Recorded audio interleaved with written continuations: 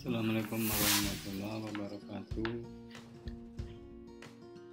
Pada kesempatan ini akan kami jelaskan bagaimana tentang placenta previa. Tugas ini dibuat untuk memenuhi tugas dari mata kuliah maternitas yang mengambil tema placenta previa.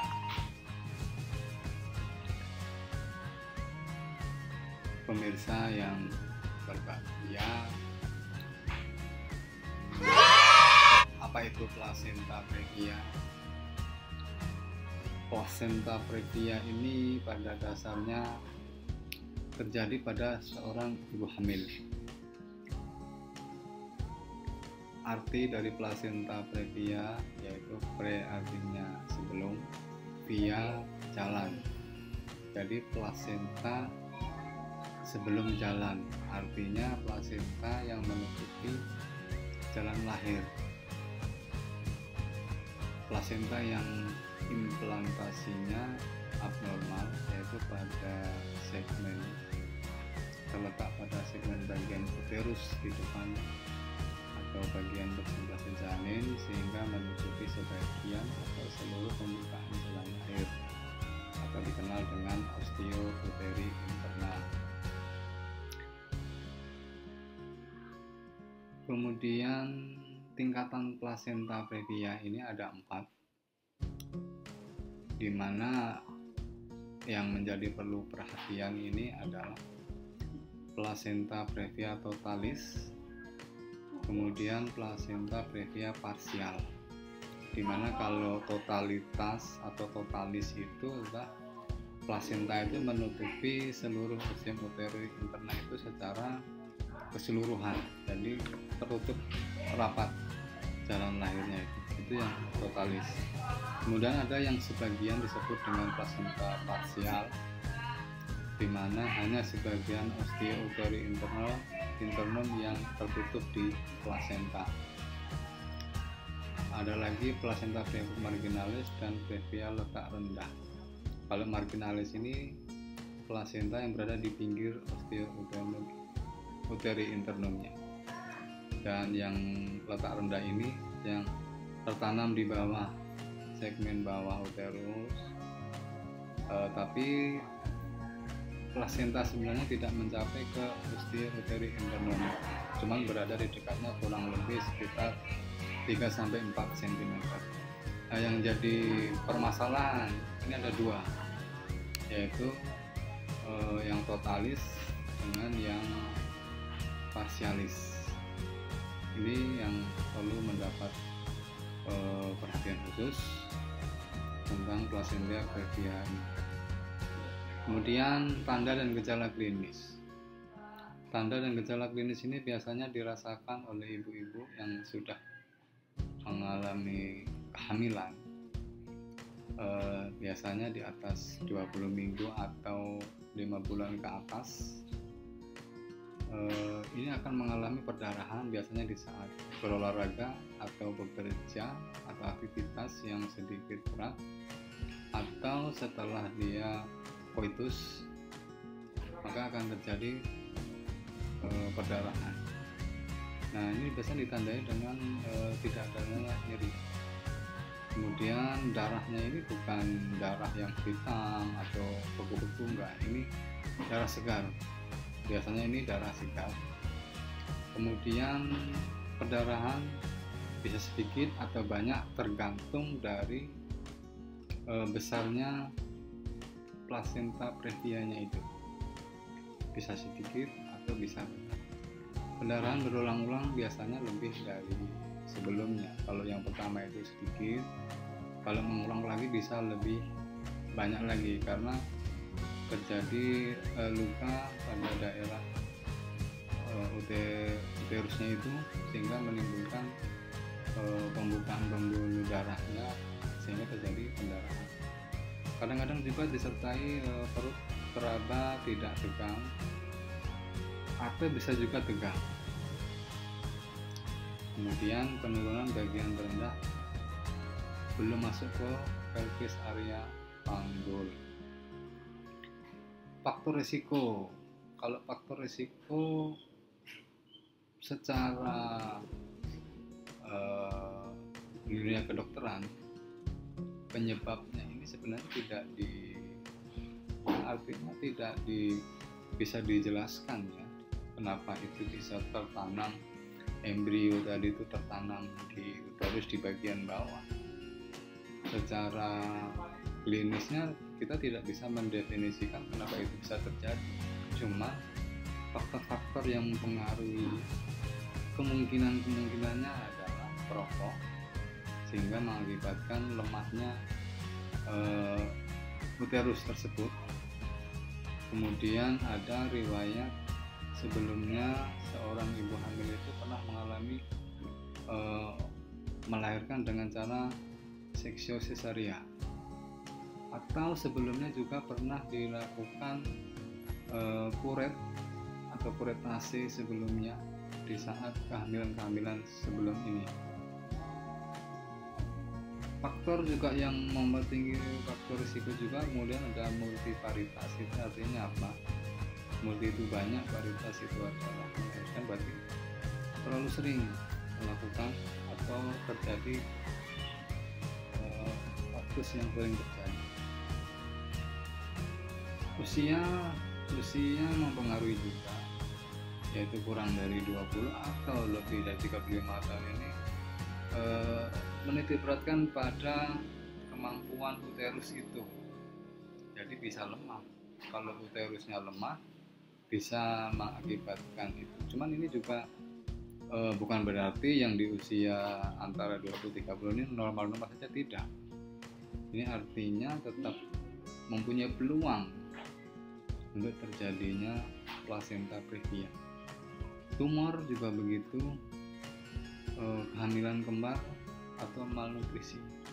Yang perlu dijaga seorang ibu hamil ini adalah jangan sampai malnutrisi.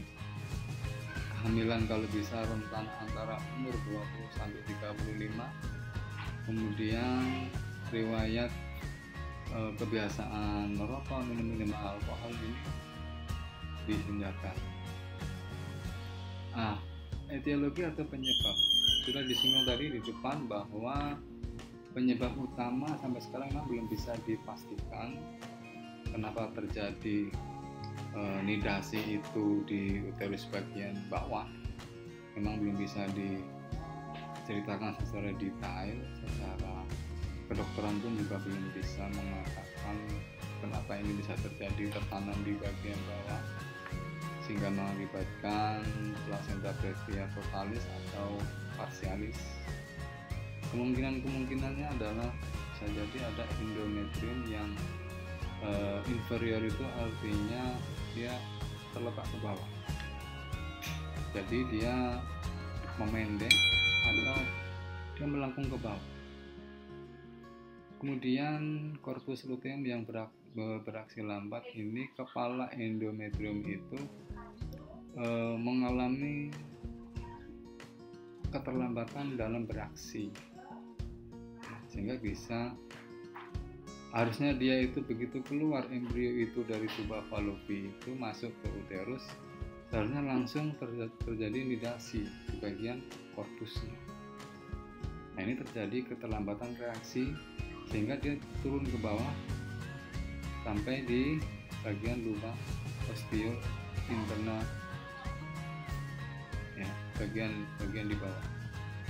Kemudian vaskularisasi yang kurang pada desidua sehingga terjadi atrofi dan keadaan. Nah, kalau ini masuk ke dalam sistemnya yang mempengaruhi biasanya kekuatan uterus atau kandungan gizi seseorang, sehingga ini akan menghambat atau mengurangi vaskularisasi. Kemudian tertanam dia misalkan di marginal gitu ya, tapi plasentanya itu melebar sehingga bisa menutupi jalan lahir atau osteouteri internumnya itu. Tapi pada intinya penyebab utamanya itu sampai saat ini itu belum bisa dipastikan apa sih yang menyebabkan. Patofisiologinya adalah perjalanan plasenta previa itu yang melekat pada bawah rahim tidak dapat mengikuti pembukaan serviks dan pergegangan segmen bawah rahim yang semakin besar sesuai dengan pertambahan usia kehamilan. Nah, kalau embrio ini tadi tertanam di bagian bawah mendekati lubang osteouteri internum itu, dia tertanam, terjadi nidasi di situ, maka plasenta juga akan menyebar meluas di sekitaran daerah itu. Sehingga semakin lama usia kehamilan, semakin lama, maka terjadi proses pelebaran dan sehingga menutupi osteouteri internum.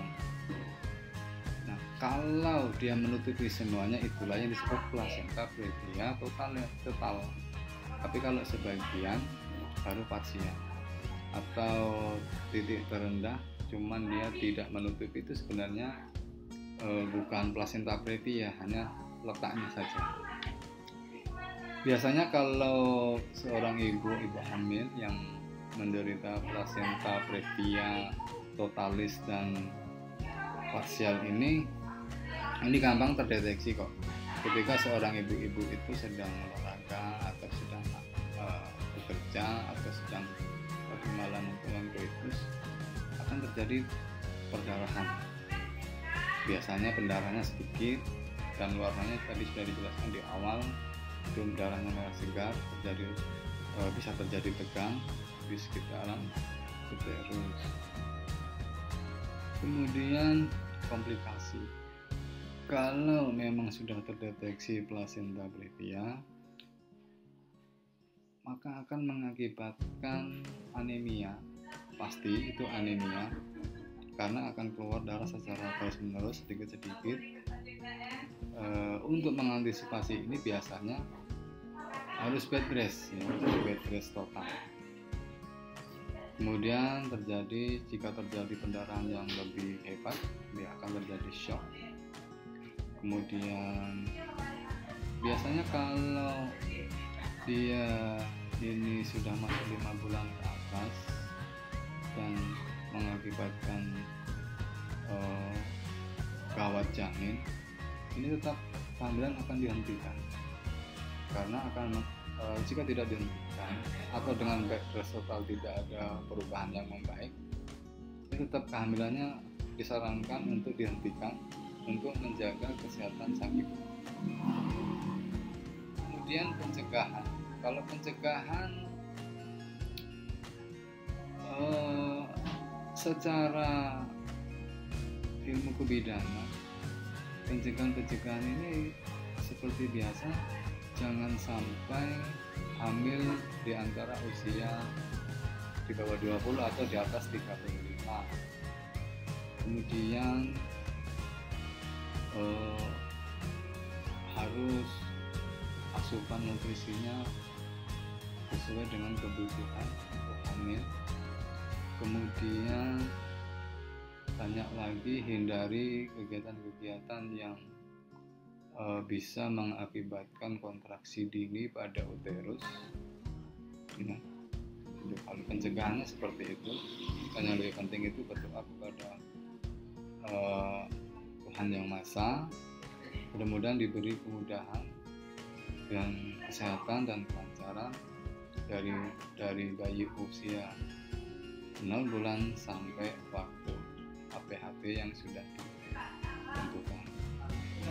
Kemudian penanganannya, ketika seorang dokter atau dia periksa ke dokter, kemudian seorang dokter itu akan mendapatkan diagnosa dengan keluhan seorang ibu. Biasanya seorang ibu itu akan mengeluh periksa ke dokter itu terjadi pendarahan. Biasanya dia tadi setelah ada aktivitas tertentu sehingga mengakibatkan pendarahan. Nah, itu biasanya seorang dokter akan melakukan pemeriksaan yang lebih detail, baik itu pemeriksaan fisik maupun pemeriksaan USG atau PDMO. Kemudian seorang dokter juga akan melakukan observasi pendarahan sehingga dilakukan bed rest total. Nah, dalam pemberian tindakan bed rest total ini tetap diobservasi kemungkinan Kalau usia kehamilannya itu di bawah 5 bulan dan akan terjadi kawat janin, maka dokter akan mengambil kesimpulan tadi itu melakukan menghentikan kehamilan secepat mungkin jika terjadi pendarahan yang hebat. Pendidikan konseling kesehatan itu pasti dilakukan kepada seorang ibu, kepada suami atau keluarga tentang risiko-risiko yang akan terjadi ketika seorang ibu menderita plasenta ini yang sifatnya jenisnya plasenta previa total ya, total atau parsial. Kemudian dianjurkan untuk bed rest atau sering menjaga kesehatannya, kemudian juga sering periksa ke dokter kalau terjadi hal-hal pendarahan yang cukup hebat. Sekian dan terima kasih, mudah-mudahan ini membawa ilmu yang berkah, ilmu yang baik pada semuanya. Mudah-mudahan kita bisa mengerti sedikit tentang placenta previa. Yang placenta previa ini sebenarnya tidak diinginkan oleh semua ibu hamil karena ini risiko dan bahayanya cukup tinggi. Sekian, wabillahi taufiq wal hidayah. Wassalamualaikum warahmatullahi wabarakatuh.